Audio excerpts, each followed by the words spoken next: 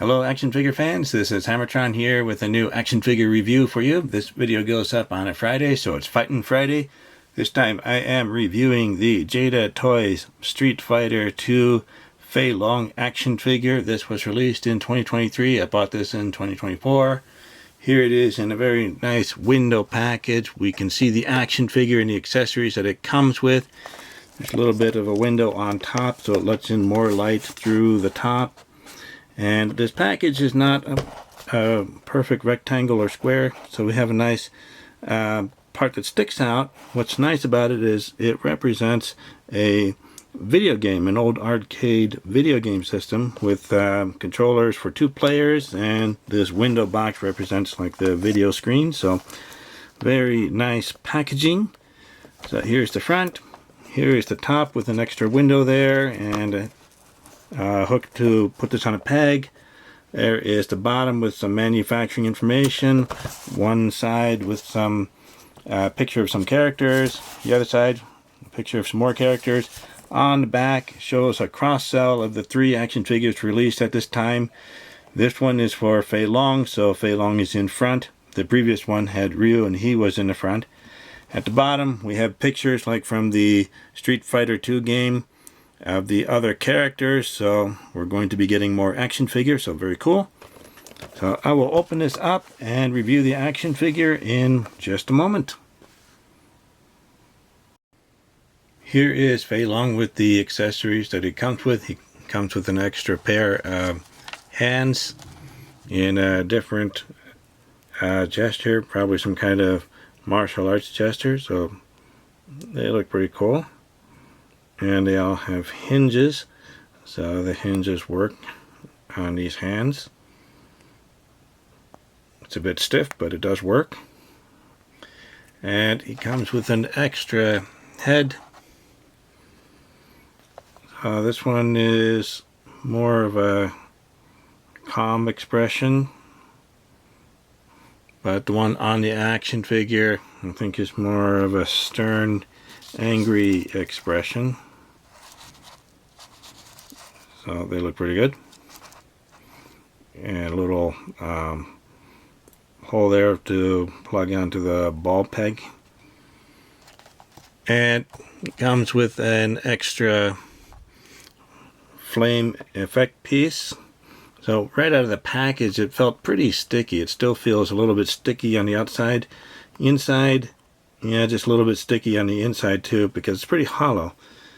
So very impressive big flame effect piece. It's kind of soft and squishy and sticky and very hollow, so like a big finger puppet, but it's not a finger puppet. So I think this is meant to go on the leg, so we get him kicking, straighten out the foot there, and it slides on something like that. I'm not sure which way it's meant to go. Well, feels better this way. Problem is it's kind of a heavy effects piece, and no real way to balance the figure unless we get some extra figure stand in order to handle the extra weight of this flame effects piece. But looks pretty cool the way it is. I think it only goes on the leg, maybe the arm. It doesn't quite work. The head looks interesting, but probably not meant to be that way. So those are the nice set of accessories, just strangely sticky. Here is the Fei Long action figure freed from the plastic prison, and let's see how tall this action figure is. Looks like just a little bit more than 6 inches tall, maybe 6 1/8 inches tall, or about 15.5 centimeters tall. So nicely sized action figure. And we looked at his face earlier, kind of a stern face there, nicely sculpted, lots of nice painting there, and some nice sculpted hair. So he looks very much like the character in the game. And here, muscular body. Lots of sculpted details in muscles. A lot of nice work there. And it looks like they have some extra painting over the body, both the front and the back. So certainly appreciate the extra effort and the attention to detail. So it looks pretty nice. And this crotch piece is kind of a softer plastic than some of the other parts. Some nice texture on the legs there, on the pants there, down to his shoes, and peg holes on the heels. So lots of detail throughout. So that's pretty good. So it looks nice. It looks like the character, although there are some slight differences. I think there are different versions of Fei Long in the different Street Fighter 2 games. So this one is certainly recognizable. Couldn't possibly be connected to Bruce Lee, could it? Let's take a look at the articulation here. So with the head, we can go up and look down. Very nice range of motion there. Turn side to side. And very impressive head tilting there. So I like that. Butterfly joints. So it goes in that far. Goes back that far. So pretty nice. With the shoulders, you can go out this far. A little bit of ratcheting in there. So that's pretty good. And then we can have the arms hanging straight down. Once we make sure we move the triceps, then the arms will hang down straighter, because if the triceps are turned in too far, then it kind of blocks some of the movement. But the arms go around at the shoulders. So that is working. And we have bicep cut, so that is working. That one is working too. So we just want to move the arms so that the triceps don't get in the way. We can get the arms hanging straight down that way. We have pinless joints, double jointed elbows, a little bit of ratcheting. So we can get in that far. And same thing on that side. So that looks pretty nice. More than 90 degrees. Not quite as far as Ryu. And we can twist at the wrist, and there is a hinge, but seems to be pretty stiff on this fisted hand. This one twists, so that is working. And there's a hinge. This one is working just a little bit. So those are a bit stiff. Maybe if I take a hair dryer to warm it up, it'll move more easily. So I don't want to push too hard now. We have a diaphragm cut where we can crunch forward that much, go back a bit more, maybe go side to side, go all the way around. That's pretty nice, very impressive. And not really turn. At the waist, I think there is some kind of joint, but it doesn't seem to be working very well. I don't want to twist too much. It just feels like there's something inside not quite turning, and if I keep twisting, I think something will break. So that's as far as I'm going to go. And I can't really get the waist to move any more forward than that. So it's not really moving for me, and I don't want to push it. At the hips, we can do this much. That's as much as I've been able to get it. Now there's a softer material on the crotch piece, so I'm able to bend it a little more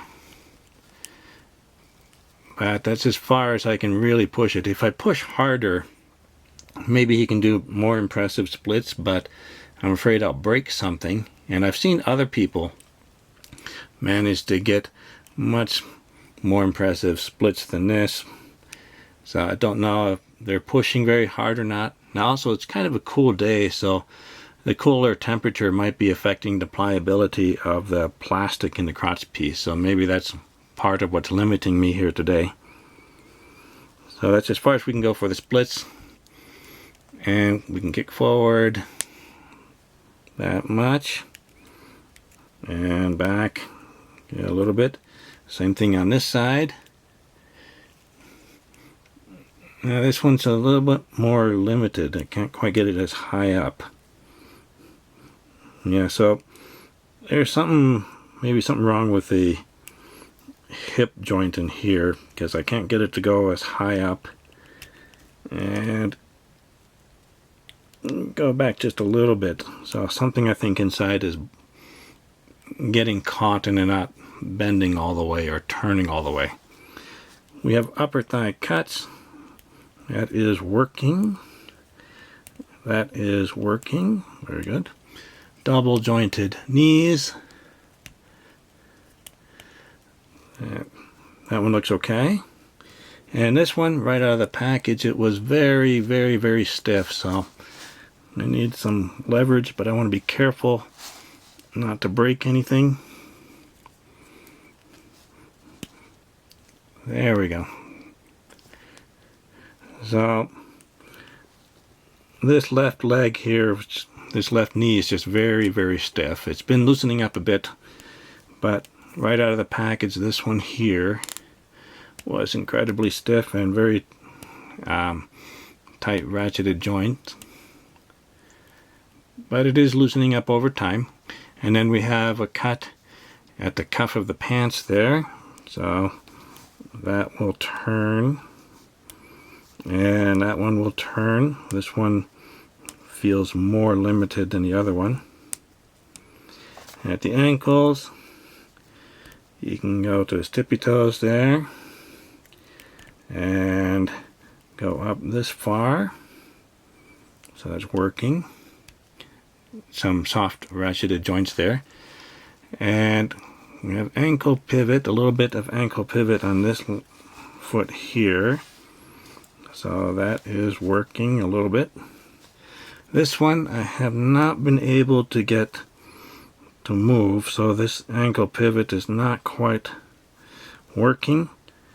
Maybe a hair dryer will warm it up and make it more pliable, or maybe some plastic is stuck in there, and if I keep twisting it, then I'm twisting the plastic, and over time that'll break it, so I don't want to push that too much. So it's a cool looking action figure. Looks very much like Fei Long from the games. There might be some small differences, but any differences don't really bother me that much.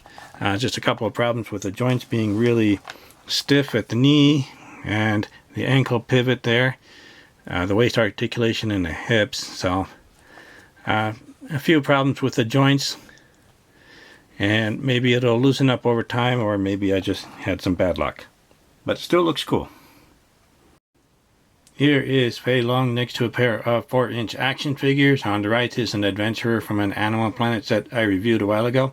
On the left is the Fortnite Jonesy action figure by Jazzwares. Here is Fei Long next to a pair of 6-inch scale action figures. On the left is the Action Force Condor action figure by Valiverse. That one's actually about 6.5 inches tall. And on the right is the Marvel Legends Shang-Chi action figure by Hasbro. That one's a little bit taller than Fei Long. Fei Long from Jada Toys fits in perfectly with the 6-inch scale action figures. Here is Fei Long next to a pair of 7-inch scale action figures. On the left is the DC Multiverse Green Lantern Kyle Rayner action figure by McFarlane Toys. And on the right is the Masters of the Universe Masterverse He-Man action figure from the Revelation cartoon made by Mattel. And Fei Long at the 6-inch scale is too small to fit in with the 7-inch scale action figures accurately. Although I'm sure he would give both of these characters a very tough fight. I like this Fei Long action figure from the Ultra Street Fighter 2 series by Jada Toys. It certainly looks cool. This particular action figure had a couple of problems with the joints for me, like the hip joints, the knee joint being very stiff, the ankle pivot on the right foot is not working for me. But other than that, it's a pretty nice action figure. The other joints have worked for me pretty nicely. Also, I'm not sure if the waist was working for me properly or not, because I couldn't really get it to do very much. I'm afraid to twist it too much. It certainly looks cool. The joint problem does limit my enjoyment a little bit.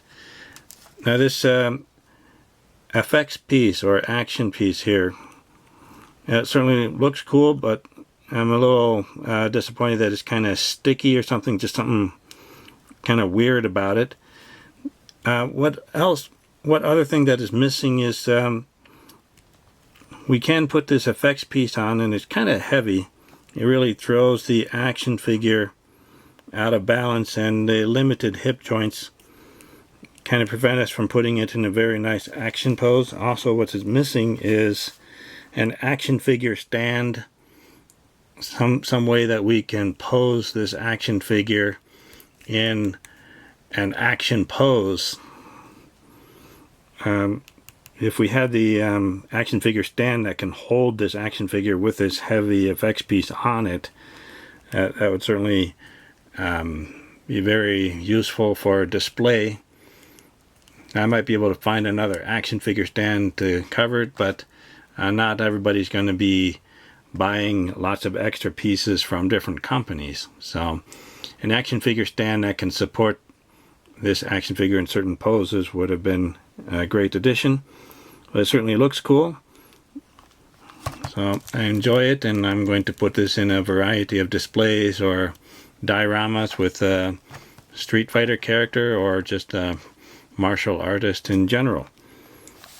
So thank you for watching my review video. Remember to like the video, leave a comment, let me know what you think of this action figure, and subscribe to my channel to keep up to date with my future action figure reviews and commentary. I'll see you next time, action figure fans.